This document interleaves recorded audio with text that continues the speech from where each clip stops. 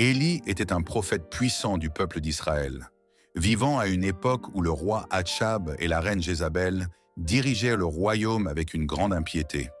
Ils adoraient les idoles, et le peuple d'Israël s'éloignait de Dieu.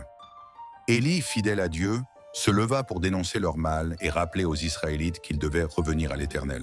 Un jour, Élie annonça à Achab qu'il n'y aurait ni pluie ni rosée pendant plusieurs années, sauf sur sa parole.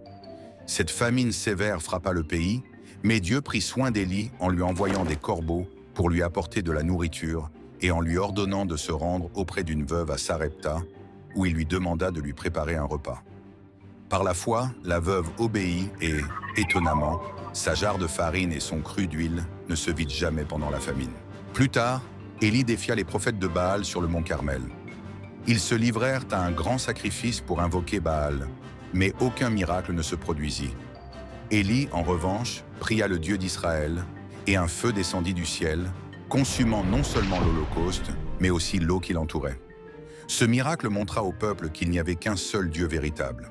Malgré ces puissants miracles, Élie fut poursuivi par Jézabel qui voulait le tuer. Il s'enfuit dans le désert, fatigué et désespéré. Là, Dieu le rencontra et lui parla dans un murmure doux et léger, lui donnant la force de continuer sa mission.